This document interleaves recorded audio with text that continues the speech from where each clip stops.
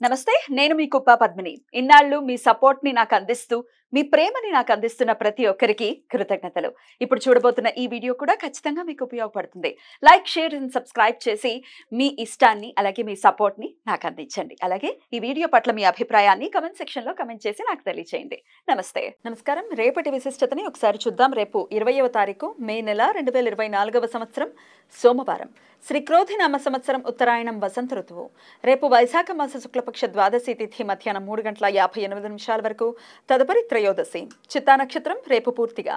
సిద్ధి యోగం మధ్యాహ్నం 12:11 వరకు తదుపరి వ్యతిపాత యోగం బాలవకరణం మధ్యాహ్నం 3:58 వరకు కౌలవకరణం రాత్రి 4:52 వరకు ఉంటాయి నక్షత్రవర్జం మధ్యాహ్నం 12:06 నుండి 1:52 వరకు అమృతకాలం రాత్రి 10:42 నుండి 12:28 వరకు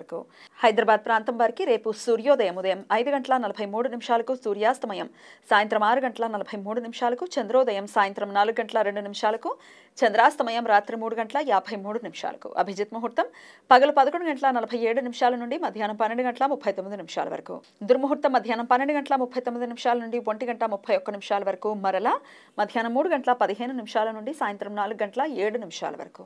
రాహుకాలం ఉదయం 7:20 నుండి 8:58 వరకు గుళిక కాలం మధ్యాహ్నం 1:50 నుండి 3:28 వరకు యమగండం ఉదయం 10:35 నుండి మధ్యాహ్నం 12:13 వరకు ఇవాళ ఏకాదశి ఉపవాసం ఉన్న వారికి రేపు పారణ సమయం సూర్యోదయం నుండి ఉదయం 8:19 వరకు ఉంటుంది రేపు పరశురామ ద్వాదశి మధుసూదన పూజ విష్ణుమూర్తి దశావతారాలలో పరశురామ అవతారం 6వది పరశురాముడు ఋషి జమదాగ్ని రేణుకాదేవి దంపతులకు చిరంజీవిగా జన్మించారు దివ్యాస్త్రాల కోసం పరశురాముడు శివుడు గురించి ఘోర తపస్సు చేశారు మెచ్చిన శివుడు పరశురాముడికి మహిమాన్వితమైన గొడ్డలిని భార్గవాస్త్రాన్ని వైశాఖ శుక్లపక్ష ద్వాదశి నాడు ప్రసాదించారు అందుచేత రేపు పరశురామ ద్వాదశి రేపు భక్తులు జమదాగ్ని పరశురామ వ్రతం లేదా పరశురామ ద్వాదశి వ్రతం శ్రద్ధతో చేస్తారు రేపు పరిపూర్ణంగా ఉపవాసం ఉండి పరశురాముడిగా విష్ణుమూర్తికి పూజ చేసి విష్ణు సహస్రనామ స్తోత్రం పారాయణం చేయటం వలన వారి కోరికలు నెరవేరుతాయని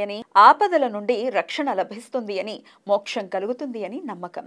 సాయన రవి మిథున రాశిలోకి రేపు సాయంత్రం 6:29 ప్రవేశిస్తాడు అప్పటి నుండి మిథునాయనం ప్రారంభమవుతుంది పితృదేవతలకు శ్రాద్ధ విధులను నిర్వర్తించడానికి అనుకూలించే షడశీతి పుణ్యకాలం రేపు మధ్యాహ్నం 12:13 నుండి సూర్యాస్తమయం వరకు ఉంటుంది